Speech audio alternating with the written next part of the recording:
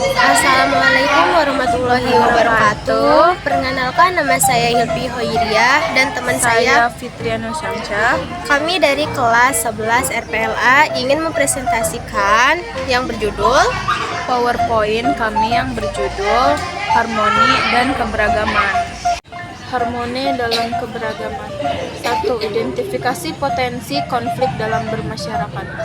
Berdasarkan Undang-Undang Nomor 12 Tahun 2012, konflik adalah perseteruan dan atau benturan fisik dengan kekerasan antara dua kelompok bermasyarakat atau lebih yang berlangsung dalam waktu tertentu dan berdampak luas yang mengakibatkan ketidakamanan dan distrigasi sosial sehingga mengganggu stabilitas nasional dan menghambat pembangunan nasional. Terdapat beberapa alasan mengapa identifikasi konflik di tengah masyarakat yang beragam penting untuk dilakukan, di antaranya sebagai berikut. A. Sebagai upaya pencegahan konflik, identifikasi konflik dilakukan untuk memetakan potensi-potensi konflik yang mungkin muncul dalam masyarakat, sekaligus menyusun langkah-langkah pencegahan sesuai dengan nilai-nilai Pancasila. B. Perencanaan, pengelolaan hubungan dan komunikasi antar kelompok yang berbeda dengan meningkatkan sikap toleransi dan penghormatan martabat antar sesama. C. Sebagai upaya mitigasi konflik. D. Mempersiapkan diri untuk berbaur dengan kelompok masyarakat yang beragam. Ketika berada dalam tatanan masyarakat yang lebih luas, diharapkan kita dapat mempunyai bekal dalam bergaul. 2. Faktor penyebab konflik dalam kelompok masyarakat. A. Perbedaan tingkat pendidikan. Perbedaan tingkat pendidikan dapat menjadi penyebab konflik dalam kelompok masyarakat. Ketimpangan sosial dan ekonomi. Ketidakadilan sosial seperti ketimpangan distribusi kekayaan, hak, dan kewajiban dapat memicu konflik dalam suatu kelompok masyarakat. C. Perbedaan pandangan politik. Perbedaan politik dan ideologi seringkali menjadi sumber konflik dalam kelompok masyarakat karena adanya perbedaan pandangan. D. Perbedaan budaya, etnis, dan suku. Perbedaan budaya, etnis, dan suku menjadi salah satu faktor penyebab konflik. Hal ini terjadi karena adanya perbedaan nilai-nilai keyakinan atau tradisi antara kelompok budaya dan etnis tertentu dengan kelompok lainnya. E. Ketidakadilan sosial. 1. Prinsip-prinsip dalam mengatasi konflik. Ketidakadilan sosial seperti adanya ketimpangan distribusi kekayaan, hak, dan kewajiban dapat memicu konflik dalam suatu kelompok masyarakat. C.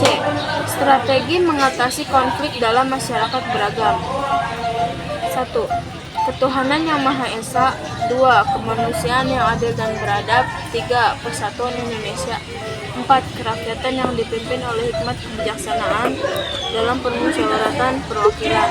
5. Keadilan sosial bagi seluruh rakyat Indonesia. 2. Metode yang efektif dalam penyelesaian konflik. A. Mediasi. B. Negosiasi. C. Arbitrase. D. Dialog atau musyawarah mufakat.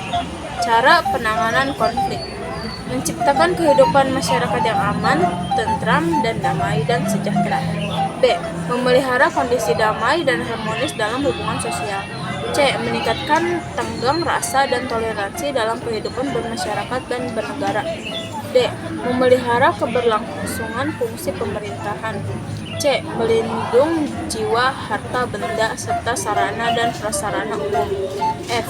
Memberikan perlindungan dan pemenuhan hak korban, serta memulihkan korban fisik dan mental bermasyarakat serta sarana dan prasarana umum.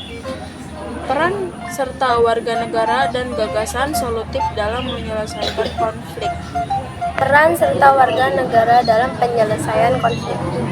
A. Peran serta individu dan keluarga dalam penyelesaian konflik. 1. Menjadi mediator.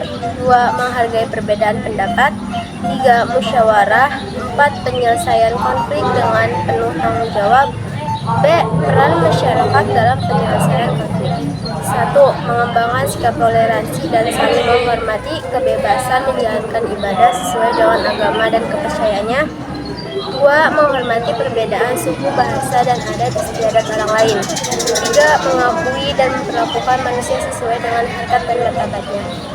4. Mengakui persamaan derajat serta persamaan hak dan kewajiban asasi setiap manusia tanpa membedakan suku, keturunan, agama, kepercayaan, jenis kelamin, kedudukan sosial, dan warna kulit. 5. Mengembangkan persatuan Indonesia atas dasar kebinekaan Tunggal Ika serta menghargai pendapat dan kebebasan orang lain. 1. Menjaga perdamaian dan keamanan. 2. Berpartisipasi dalam proses demokrasi. 3. Menghargai hak asasi manusia. Gagasan solutif dalam penyelesaian konflik. A. Meningkatkan kesadaran dan penghargaan terhadap keberagaman. B. Memberikan kesempatan yang sama. C. Menjaga keseimbangan antara hak individu dan kepentingan publik. D. Mendorong musyawarah dan kerjasama antar kelompok. E. Menghormati hak asasi manusia. F. Dengan mengambil gagasan solutif yang adil dan berkeadilan adalah jalan menuju perdamaian. Mari kita mulai dari diri sendiri untuk menjadi follower toleransi di lingkungan kita. Sekian presentasi dari kami. Saya Fitrul Syamsah Dan saya Hilpi Hoiriah. Terima kasih.